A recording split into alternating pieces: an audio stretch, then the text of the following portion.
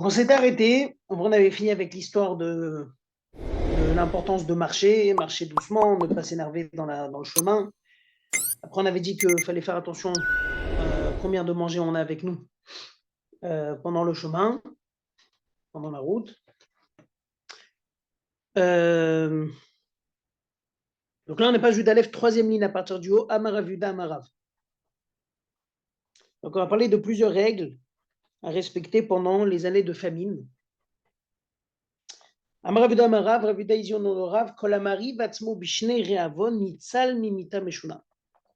Celui qui ne mange pas beaucoup, c'est-à-dire qui s'affame pendant les années de famine, donc il essaye de diminuer ses quantités d'alimentation habituelle, eh ben, il est sauvé d'une mort. Shneimar barav patra mimavet, meraav mibaele, et la chikamar besachar shemariv atzmo bishne reavon, nitzol mimita meshuna. C'est marqué que par la famine, Dieu te rachète et te sauve de la mort. Alors on dit que ça ne devrait pas être par la famine, ça devrait être de la famine, c'est-à-dire que Dieu te sauve de la mort de la famine. Alors on comprend de là qu'il y a quelque chose, il y a un moyen d'être sauvé de la mort par la famine, c'est-à-dire grâce à la famine, la personne qui décide de s'affamer pendant les années de famine, eh ben, il est sauvé d'une mort difficile. Amarash Lakish, encore une règle par rapport aux années de famine. Un homme n'a pas le droit d'amener des enfants au monde pendant les années de famine, dont on apprend ça de Yosef. C'est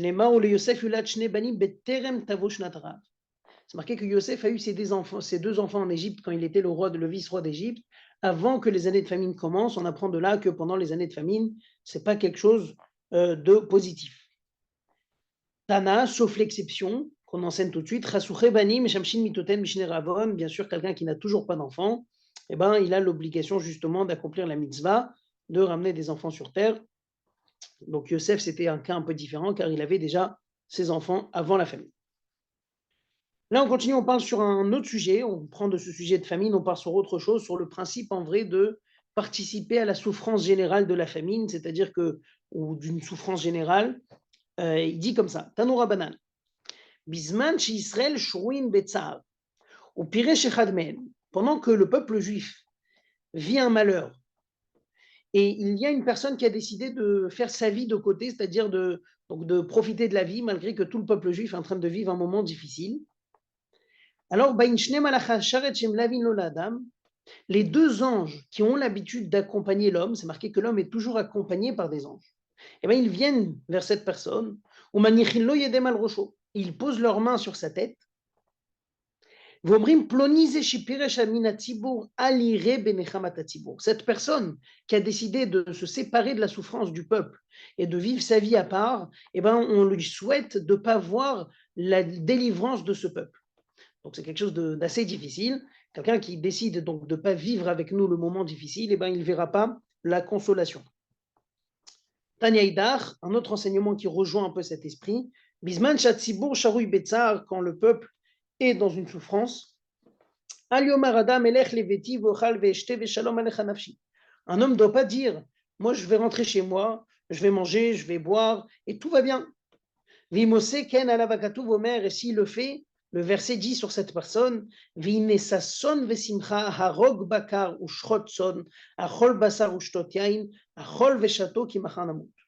voilà une personne, le verset dit comme ça, voilà une personne qui pense, qui peut se réjouir, tuer des animaux, manger cette viande, boire du vin, manger et boire, car demain, on va de toute façon mourir. Il y a des gens, il y avait une politique à l'époque qui existait, ça existe toujours aujourd'hui, où c'était surtout les dernières générations, il y avait beaucoup de philosophes, les matérialistes, qui disaient qu'il n'y a que ce monde, il n'y a rien d'autre, donc à ce prix-là, il vaut mieux profiter. Et donc il dit, Maktiv Batré, sur lui, le verset dit, Venigla Bozne Hashem Tzvaot, Dieu, quand il verra ça, Dieu ne pardonnera jamais cette faute, jusqu'à la mort de la personne. C'est-à-dire le principe de dire, égoïstement, je vais aller vivre dans mon coin, et je vais profiter de la vie, et bien sûr quelque chose qu'Akadosh Baruch Hu ne pardonne pas. Adkal Midat Benonim, Aval Bemidat Reshaim Active, il dit tout ça, c'est encore, il s'agit des gens qui s'appellent des Benonim, c'est-à-dire des gens moyens.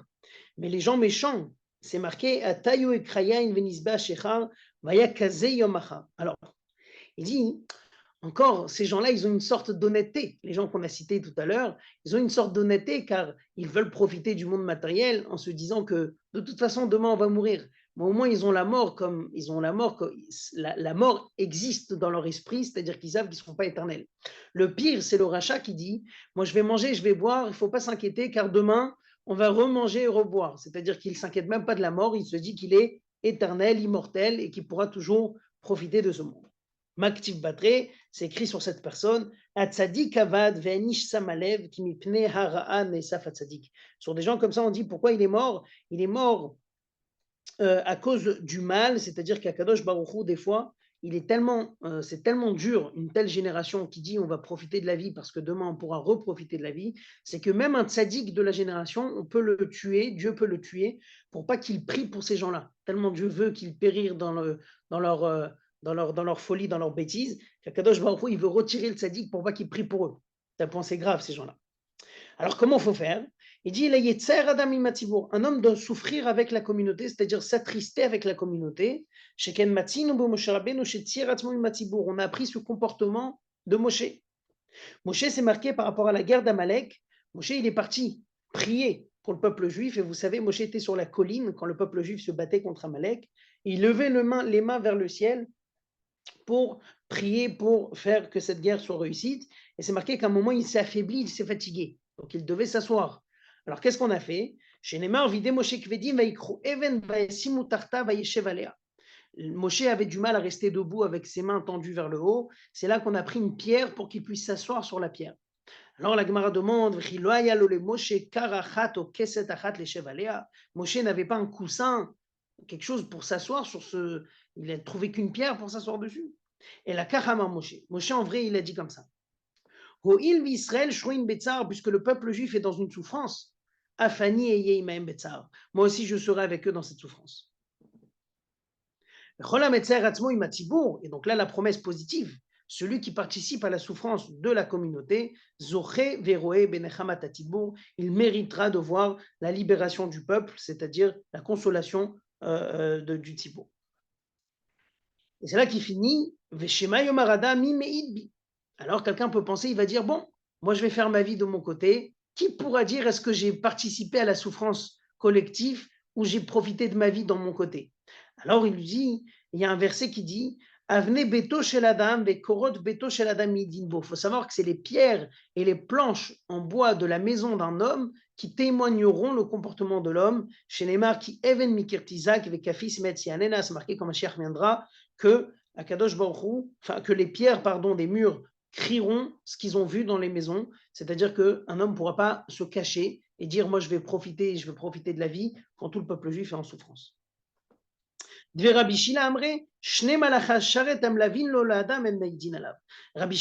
Beth Midrash de Rabbi Shila, on disait que les deux anges, les fameux deux anges qu'on a cités tout à l'heure, c'est eux qui témoigneront sur l'homme. Chez Neymar, qui c'est marqué que Dieu nous fait accompagner tout le temps avec deux anges. Rabbi Chitka dit non, Nishmato shel adam imidalav. C'est l'âme de l'homme qui témoignera sur lui. Chez Neymar, c'est marqué, fais attention à celle qui est avec toi, en toi, car fais attention à ta parole, car elle est en toi, elle sait exactement ce que tu fais.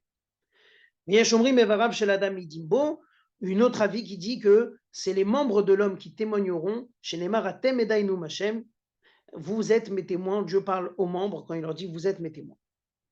Bon.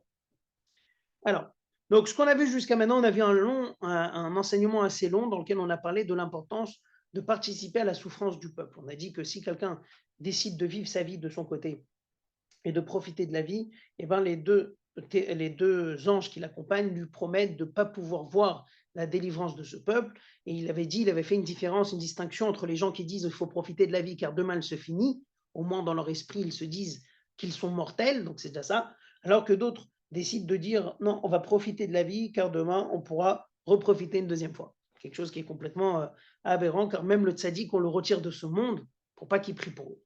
Et à la fin, on avait ramené la preuve de Moshe. On avait dit que Moshe a participé à la souffrance du peuple juif quand il s'est assis sur une pierre. Et on a promis que la personne pourra voir, celui qui participe à la souffrance, pourra voir la délivrance de ce peuple. Et on avait ramené une liste de témoins qui pourront témoigner sur le comportement de l'homme chez lui à la maison, commençant par les anges, l'âme, les membres et les murs de sa maison. Là, on continue la deuxième partie de la Gemara, qui parle un petit peu sur le comportement de l'homme, les punitions plus tard. Donc, on a quelques lignes ici. On ramène un verset qui dit « Quel emuna venavel » C'est marqué que Dieu, c'est un Dieu de confiance, venavel, et qu'il ne fait pas d'injustice. C'est quoi cette répétition? On a l'impression que c'est la même chose. Un Dieu de confiance, c'est-à-dire qu'on peut lui faire confiance qu'il fasse les choses comme il faut, et qu'il ne fait pas d'injustice. Il dit, il s'agit de deux personnes. Quel emuna que Shem shenifrei min harshaim l'olam haba filo al avera kalash osin, car nifrei min hatzadikim baolam hazeh al avera kalash osin. Il dit, un Dieu de confiance, c'est quoi un Dieu de confiance? De la même manière qu'il punira les Réchaïm au monde futur sur chaque avéra qu'ils font, pareil, il punit le tzaddik, mais dans ce monde matériel, sur chaque avéra qu'il peut commettre. Venavel, il n'y a pas d'injustice. Ça veut dire quoi, il n'y a pas d'injustice? Que Shem Shemeshamin Sachar la tzadikim lo lamaba afilo al mitzvah kalash osin, car Meshamin Sachar la Réchaïm bolamazé afilo al mitzvah kalash osin. De la même manière qu'on va payer la récompense des tzadikim dans le monde futur, même pour une petite mitzvah, c'est-à-dire qu'il n'y a aucune mitzvah qui échappera aux yeux d'Hachem, et il payera complètement la récompense qu'il mérite, et bien pareil, il le fait pour les Réchaïm, mais là, la différence entre eux, les tzadikim, c'est que les Réchaïm sont payés dans le monde présent, dans l'Olam Hazé, et les tzadikim dans le monde futur. Le principe, c'est que Dieu ne veut pas que les Réchaïm profitent dans le monde futur, et donc il veut leur donner toute la récompense qu'ils méritent dans ce monde-là. Amrou, on a dit comme ça, Bishat ptirato shel adam levet olamo, quand quelqu'un part de ce monde. Kol ma'asav niftarin lefanav omrim lo kachasita bemakom ploni biom ploni. Il faut savoir que quand on monte dans le ciel, toutes les actions qu'on a pu faire sur terre passent devant nous et annoncent et disent, tu sais que tu as fait telle et telle action à tel et tel endroit, tel et tel jour. Et lui, il répond bien sûr, dans le monde de vérité, il ne peut pas mentir. Et donc, Veomer, il dit oui. Omrim lo chatom, on lui dit, maintenant signe sur cet aveu, Veochotem, et il doit signer. Chez Neymar, Biyad kol adam yartom, c'est marqué que c'est la main de chaque homme qui signe ses actions, qui valide ses actions. Velod el Hashem atzdik alav et adin, et il accepte sur lui le jugement. Bomalem yafet d'Antouni, il dit au tribunal céleste, vous m'avez bien jugé. Les kaem hashenema les mantizdag vedovrecha, comme c'est marqué que un homme doit accepter et se justifier les paroles de Dieu, les paroles du tribunal céleste. Et donc, au final, la punition qu'on va avoir dans le monde futur, eh ben, elle est en fonction de notre aveu. On a reconnu tout notre comportement, nos activités sur Terre. Ça, c'était une petite parenthèse sur le fait qu'Akadosh Baruch Hu va punir et récompenser en fonction de ce que nous, on va reconnaître, bien sûr, avec toutes les actions qui viendront témoigner pour ou contre nous dans le monde futur. Maintenant, on a fini ce passage sur le monde futur. Là, il reprend un petit peu le jeûne, le principe du jeûne. Alors là, c'est très intéressant parce que c'est quelques lignes qui sont très connues, en vrai. On les ramène plusieurs fois sur l'importance du monde matériel, de ne pas mépriser le monde matériel. On va voir en vrai deux approches complètement différentes et opposées sur le jeûne. Le fait qu'une personne jeûne, quand on parle de jeûne ici, on parle de jeûne facultatif, bien sûr, on ne parle pas des jeûnes obligatoires. Les jeûnes obligatoires que la Torah nous a donnés, on doit les faire.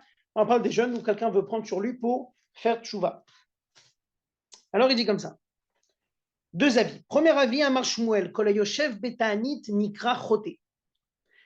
Shmuel il dit celui qui jeûne, eh ben, il s'appelle un choté, quelqu'un qui fait des péchés, qui fait des fautes. Pourquoi c'est grave? Savar Kaitana Detania Rabbi Elazar Akapar Rabbi Omer. Il tient de la vie de Rabbi Elazar Akapar, qui disait comme ça. C'est marqué par rapport aux nazirs, ceux qui font Perek Echad dans Rambam, ils savent de quoi il s'agit, ils viennent l'étudier. C'est marqué que le nazir, il devrait apporter un sacrifice. Maintenant, dans les sacrifices qu'il apporte à la fin de sa naziroute, à la fin de sa période dans laquelle il était nazir, le nazir c'est celui qui ne se coupe pas les cheveux, qui ne boit pas de vin, et donc il doit ramener un sacrifice qui pardonne sur la faute. Quelle faute? Alors il dit, c'est quoi la faute qu'il a pu faire ce monsieur? Alors on répond, il dit, il dit parce qu'il s'est privé de vin. Du moment qu'il s'est privé de vin, c'est considéré comme une faute. Bon, c'est étonnant. Alors il dit, mais en tout cas, qu'est-ce qu'on apprend de là? Celui-là, qu'il s'est juste privé de vin, eh ben, on l'appelle quelqu'un qui faute. Eh ben, celui qui jeûne toute la journée, donc qui ne mange pas, eh ben, bien encore plus forte raison qu'il est considéré quelqu'un qui faute. Donc c'est très intéressant ce principe. On voit ici cet avis qui tient que si Dieu nous a permis certaines choses, eh ben, on n'est pas à la bonne place de dire ah ben alors je me prive de ces choses-là. Dieu t'a donné ces choses-là, il faut les consommer avec modération, si on peut dire. Il faut les consommer comme il faut, d'après la halakha, mais se priver comme ça de ces choses, ce n'est pas quelque chose de positif. Un autre avis qui dit, pas du tout. Rabbi Elazar Romain Nikra Kadosh. Un nazir, on l'appelle Kadosh, saint. Il dit chez Neymar, Kadosh Yegadel Pera Sarosho. C'est marqué qu'il est saint, et c'est pour ça qu'il ne doit pas se couper les cheveux.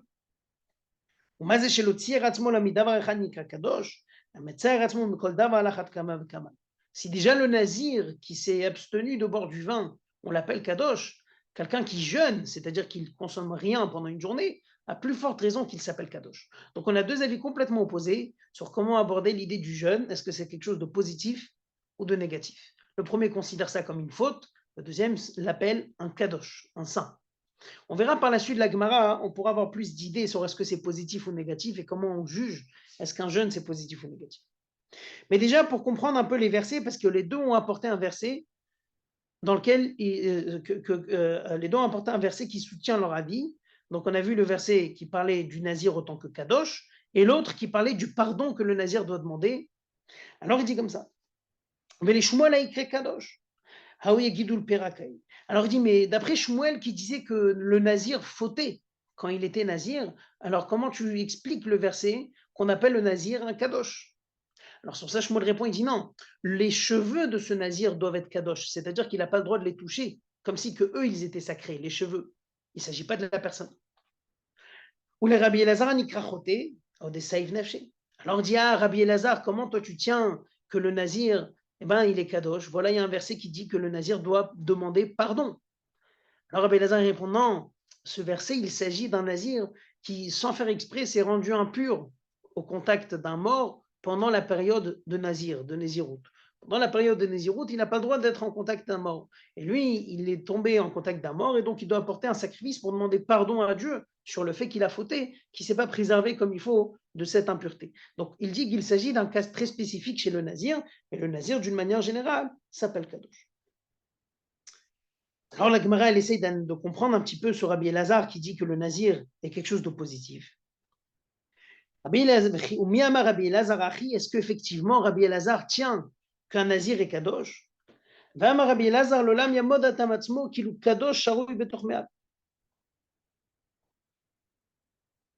Il dit, mais voilà, on sait que Rabbi Elazar tient que n'importe quelle personne doit se considérer tout le temps comme si Akadosh Baruch Hu se trouve dans ses entrailles. C'est marqué que Dieu, Kadosh, il est en toi. Et donc, d'après cet avis de Rabbi Elazar, il tient que on n'a pas le droit de faire souffrir, de se faire souffrir, de faire souffrir son corps, parce que Dieu réside dans notre corps. Donc là, tu me dis que le nazir, c'est quelque chose de positif, et donc que le jeûne, c'est quelque chose de positif. Et là, tu me dis que non, pas du tout, il y a Kadosh Baruch Hu dans nos entrailles, et donc on n'a pas le droit de jeûner ou de se faire du mal. Et là, on apporte la réponse, qu'en vrai, cette réponse explique un peu les deux avis complètement opposés sur le jeûne.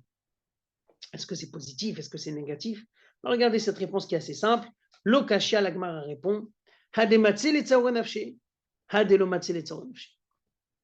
En vérité, la grande différence, elle est est-ce que c'est une personne qui est capable de supporter le jeûne?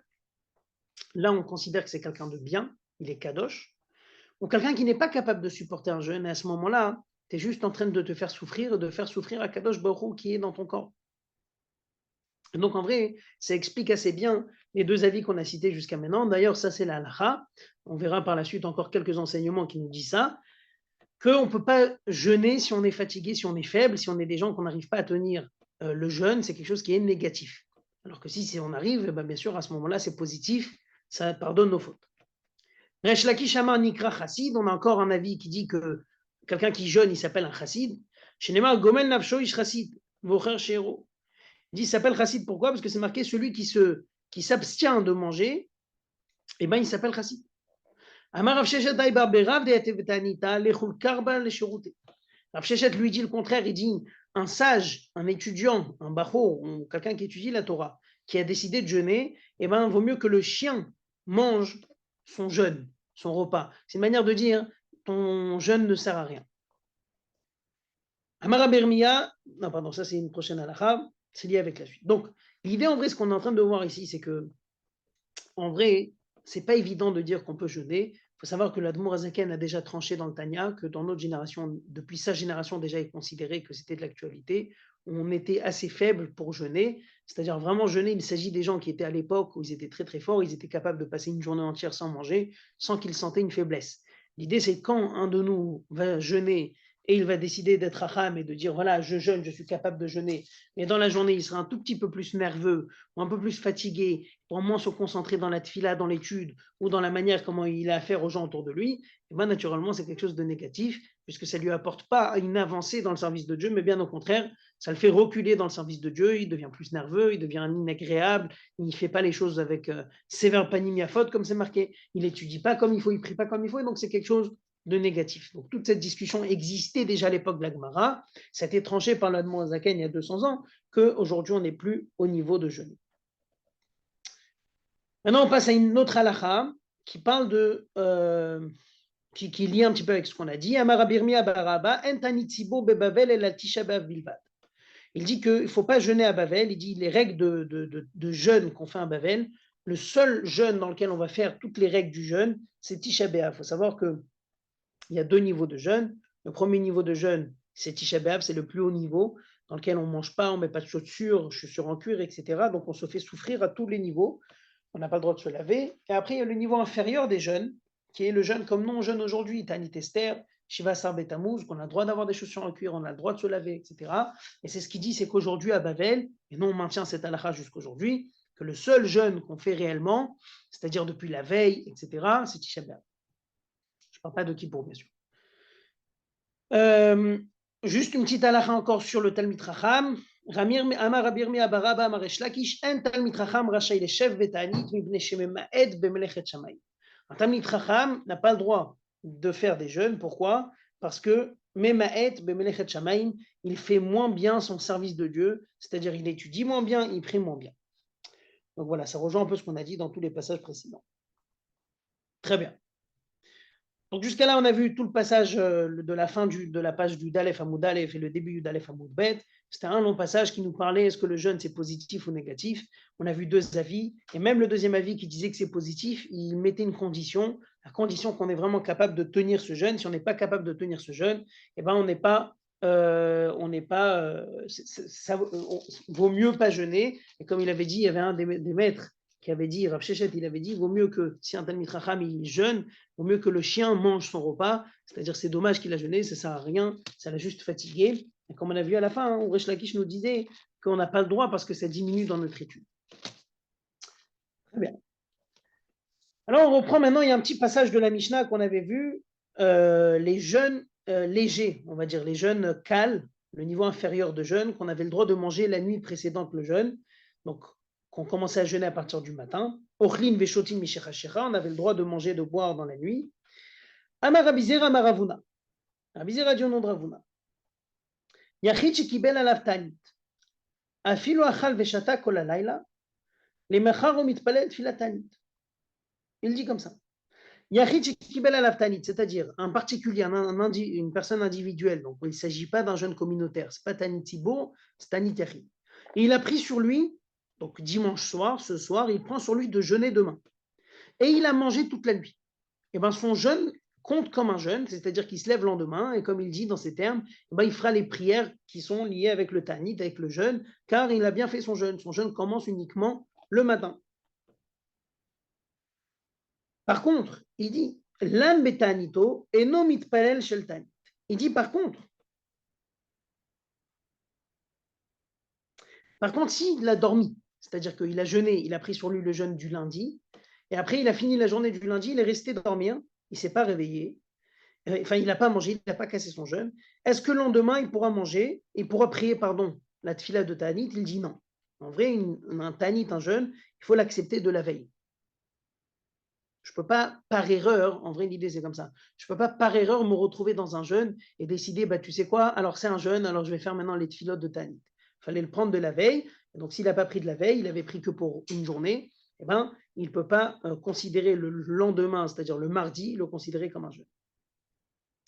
Alors, Amar Yosef, Maïka Savar Avuna, Sviralen Mitani Neshot, Odilma Mitani Neshot, Va Mitane Neshot, No Mitpalel Tfilatani.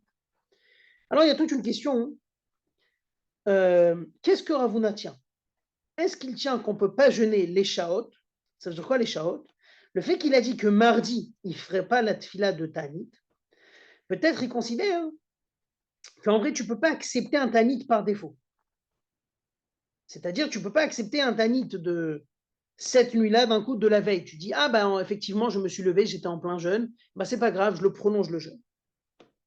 Donc, est-ce qu'on considère qu'il pense que ça ne tient pas la route ce jeûne? Ou peut-être il tient, ça tient la route ce jeûne, tu peux continuer ton jeûne, ça te compte comme un jeûne, mais la tfila de jeûne, tu ne peux pas faire. אמר לאביי לעולם כסבר אבונה מתנין לשעות, והמתענה לשעות מתפלל תפילתן. בשנה אחת יקשות דלילה דלא קבילה למיקה. En vrai, lui, il répond, il dit, Ravuna, il tient qu'on peut jeûner que quelques heures. C'est-à-dire, je peux prendre sur moi un jeûne, où je vais jeûner, par exemple, que la nuit, où je vais jeûner quelques heures, etc. Je peux. La seule différence, elle est, c'est qu'ici, comme on a dit, il est arrivé mardi matin accidentellement dans son jeûne, c'est-à-dire qu'il se réveille le matin. Ah, ben effectivement, j'ai toujours pas cassé mon jeûne. Alors, j'attaque cette journée comme un jeûne. Il dit ça ne tient pas. Il faut l'accepter. Il faut prendre sur soi le jeûne depuis la veille. Alors, il dit comme ça. Maroukva et Klale Ginzak. Sur cette halakha, eh ben, il y avait une histoire avec Maroukva qui arrivait dans la ville de Ginzak. Baoumine, on lui a demandé 3 questions. Les 3, il n'avait pas la réponse. Ces 3 questions qui n'ont aucun rapport. Il y a une des questions qui est liée avec ce qu'on venait de dire. Mitanin les shaot ou en mitanin les shaot. Est-ce qu'on peut jeûner quelques heures ou non? Ou c'est pas considéré comme un jeûne? Le Havabidé, il n'avait pas la réponse. Kankanim shel nochim. Des cruches de goy, c'est-à-dire des cruches dans lesquelles on a stocké du vin. Ça existe aujourd'hui par rapport au, vous savez, le whisky. Le whisky, dans plein de whisky, c'est marqué sur la bouteille que c'était dans des cherry casks. Cherry casks, c'est-à-dire dans des tonneaux de vin. Donc le tonneau de vin, le vin n'était pas cachère. Est-ce que j'ai le droit d'utiliser les cruches du vin d'un goy? À sourine ou moutari? Eh bien, le Havabidé, il n'avait pas la réponse. Troisième question qu'on lui a demandé, qui est liée avec la période qu'on a lue, la paracha qu'on a lue, et d'ailleurs c'est la période, on est en pleine période. Meshimesh Moshe kol shivat yemei hamiluim. Avec quel vêtement Moshe il a servi au Mishkan pendant les 7 jours d'inauguration? Vous savez que le Mishkan, il a été inauguré pendant 7 jours, et le 8e jour, c'était vraiment le grand jour dans lequel la Shrina a résidé. Les 7 jours d'entraînement, si on peut dire, ont commencé le 23 Adar, se sont finis le 1er Nissan. 1er Nissan, c'était le 8e jour. La paracha de la semaine dernière, Vaï Bayom Hashmini, c'était le 8e jour. Maintenant, pendant les 7 jours qui précédaient ce 8e, donc on est en train de vivre ces 7 jours-là, les 28 Adar, fait partie de ces 7 jours, et ben c'était Moshe comme si qu'il était Kohen Gadol. C'est lui qui servait dans le Mishkan. C'était exceptionnel pendant les 7 jours. Alors, ils lui ont demandé quel vêtement il utilisait, le vêtement du Kohen Gadol, le vêtement d'un Kohen simple. Il n'avait pas la réponse. Azal Veshail Bemadresha, et donc Marouk il est parti au Beth Midrash, il a demandé les 3 questions. Alors, on lui a répondu, Amroulé, Il Cheta Mitanin Leshot. Par rapport à ta question de jeûne, est-ce que j'ai le droit de jeûner des jeûnes à moitié? La réponse, elle est oui. On jeûne des heures. On jeûne pour des heures, c'est-à-dire je peux prendre sur moi 5 heures de jeûne, ça existe. Deuxième question que tu as demandé, pardon, on fait la tfila de jour de jeûne. C'est-à-dire, je peux jeûner une demi-journée et faire ma tfila du matin avec les slichot. Deuxième question que tu as demandé, les tonneaux de goy, j'ai le droit de les utiliser après 12 mois qui n'ont pas été utilisés pour le vin. J'ai le droit de les utiliser. Et avec quel vêtement Moshe servait au temple pendant les 7 jours? C'était avec un vêtement blanc, avec une tunique blanche. Rav Kana matne bechaluk lavan she'en lo imra. Rav Kana dit c'était un vêtement qui n'avait pas de couture, c'est-à-dire c'était pas un vêtement composé de plusieurs morceaux de tissu, c'était un bloc. La raison en vrai c'était quoi? C'était, comme Rachid explique, il dit c'était que à l'époque dans le Beth Amikdash, eh ben, il ne fallait pas que les gens le soupçonnent qu'il a mis de l'argent, qu'il a caché des objets du Beth Amikdash, du Mishkan, dans ses doublures. Donc il n'y avait aucune doublure dans le vêtement, il était complètement lisse. Ok. Donc cette idée en vrai, qu'est-ce qu'on vient de voir? On vient de voir toute cette histoire sur la marloquette, est-ce qu'on est mitané les shaot ou pas? La conclusion, c'est que j'ai le droit d'être mitané les shaot, j'ai le droit de jeûner quelques heures, même si je n'ai pas pris sur moi de la veille, et je peux faire la tfila de Tanit. Amar Avrizda, Hadamart mitanin les shaot, vous shelo tam klum adaerev. Alors il dit, Mitani Neshot, Rav Chisda, il dit un enseignement qui est étonnant. Quand tu jeûnes pour quelques heures, c'est à condition que tu n'as rien goûté jusqu'au soir. Alors, Abaye lui dit, demande tout de suite la question, mais quelqu'un qui ne goûte rien, qui n'a rien mangé jusqu'au soir, c'est un jeûne parfait, c'est pas un jeûne d'heure. Amar Abaye Tanit Maliataï, c'est un jeûne complet. Alors, l'autre il dit non, il s'agit ici effectivement de quelqu'un qui a changé d'avis en plein milieu. C'est ça l'idée, c'est ce qu'on disait. C'est que même si j'ai changé d'avis en plein milieu, je peux continuer à prier Matfila de Tanit et de considérer ça comme un vrai jour de jeûne. Ok. Après, ça, c'est déjà un autre sujet. Avec un frisda, ça continue sur toute la page suivante. Donc, c'était une page facile. On va récapituler un petit peu ce qu'on a vu dans cette page. Donc, dans Daf Yud Aleph, on a vu quelques sujets. On peut le récapituler en 4 sujets, si on peut dire. Le premier, c'était les différentes règles qu'une personne elle doit avoir pendant les années de famine. Un, elle doit s'affamer elle-même. C'est marqué que quand on s'affame pendant les années de famine, eh ben, Akadosh Baruch Hu nous sauve d'une mauvaise mort. On n'a pas le droit de ramener des enfants si on en a déjà, comme Yosef l'a fait. Il a eu des enfants avant la famine. Deuxième sujet qu'on a parlé, c'est sur le fait qu'une personne doit participer à la souffrance du peuple juif. Si je me sépare de cette souffrance et je fais ma vie de mon côté, les anges qui m'accompagnent me souhaitent de ne pas voir la délivrance du peuple juif. Quelqu'un qui se dit, je vais aller chez moi, je vais faire ce que je veux, parce que demain on va mourir, alors Akadosh Baruch Hu ne le pardonne jamais cette faute. Chez le rachat, c'est encore pire. Le rachat, il dit, non, moi j'ai pas peur de la mort, demain on va refaire la même fête. Akadosh Baruch Hu, il est capable même de retirer le tzaddik de la génération pour pas qu'il prie sur cette personne. D'où on voit qu'il faut participer à la souffrance du peuple juif. Moshe Rabbeinu, pendant la guerre de Amalek, s'assoit sur une pierre et non pas sur un coussin pour participer à cette souffrance. Et si on participe à cette souffrance, on verra la consolation de la communauté, du peuple juif. Et, dit comme, et si une personne peut dire, si une personne voudrait dire, mais qui sera, est-ce que j'ai profité pendant cette période où j'ai participé à la souffrance? Alors on a dit, les anges qui accompagnent l'homme peuvent témoigner sur lui, les pierres de la maison de l'homme peuvent témoigner sur lui, la neshama qui est dans l'homme ou les membres de l'homme vont témoigner sur son comportement pendant cette période. Ensuite, troisième sujet, c'est un petit sujet sur la récompense et la punition. Dieu punit les Réchaïm dans le monde futur sur toute la Avérote et il punit les Tzadikim dans ce monde matériel. Et par contre, pour la récompense, c'est l'inverse. Dieu récompense toutes les mitzvot des Réchaïm sur terre pour qu'ils arrivent là-haut sans dette. C'est-à-dire que Dieu n'a pas de dette face à eux, il peut les punir sévèrement. Et le Tzadik, c'est l'inverse, on le récompense au monde futur. Et toutes les actions de l'homme quand on monte dans le monde futur l'accompagnent. L'homme reconnaît ses actions, il signe sur la décision d'Akadosh Baruch Hu par rapport à son comportement. Ensuite, troisième paragraphe de la Gemara, c'était par rapport à savoir est-ce que le jeûne c'est quelque chose de positif ou négatif.